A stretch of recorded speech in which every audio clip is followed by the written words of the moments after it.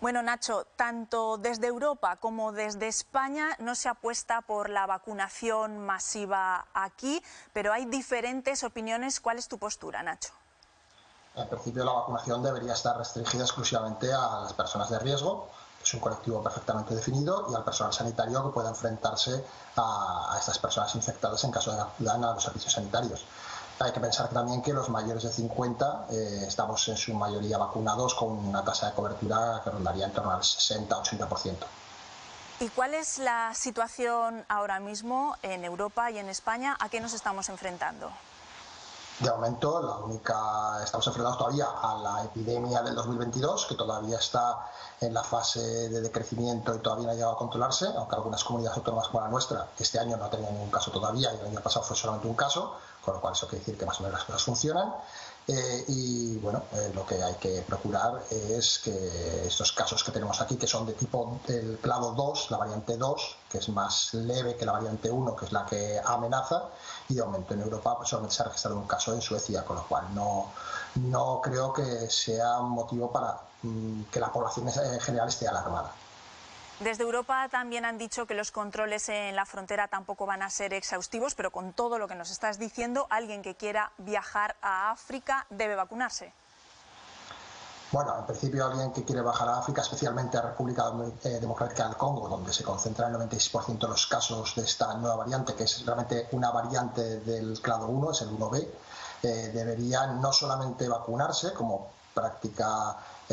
recomendada, sino además tener unas prácticas sanitarias básicas como evitar el contacto con determinados animales que son portadores del virus. Recordemos que esto es una zoonosis, como son los roedores silvestres, ardillas, lirones, ratas y demás. Y sobre todo, una de las cosas que está observándose en este incremento de casos que está ocurriendo en África Central es que el patrón epidemiológico de contagio típico por contacto de animales por parte de niños y niñas, y luego el salto, la transmisión a nivel familiar, ha cambiado un poco, ya que está circulando el virus entre la población de prostitutas, y eso implicaría también tener unas medidas adicionales en cuanto a mantenimiento de prácticas sexuales, etcétera,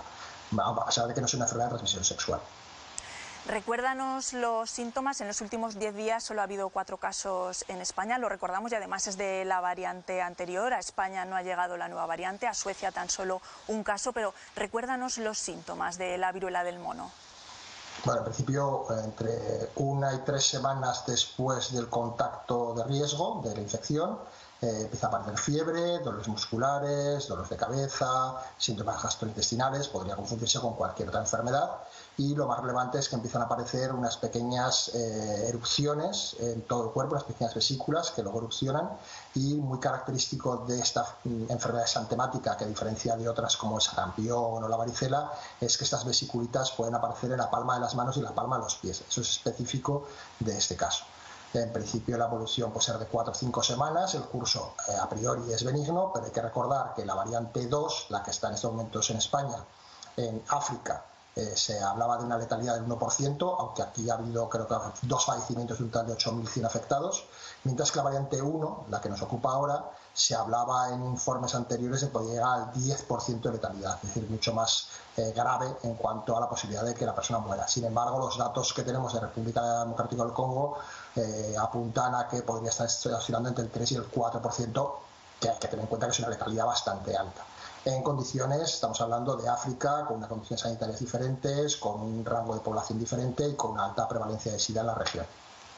Hoy esta importante reunión que se está celebrando entre Sanidad y las comunidades autónomas es una ponencia de alertas. Mañana se reúne la Comisión de Salud Pública, se lanza tranquilidad desde las administraciones, pero esta reunión es importante porque no hay que bajar la guardia, tenemos que estar prevenidos. Efectivamente, hay que estar prevenidos no solamente frente a esas enfermedades, sino ante otras muchas de origen tropical. Recordemos, están algunas enfermedades vectoriales como el Pouche viniendo de Brasil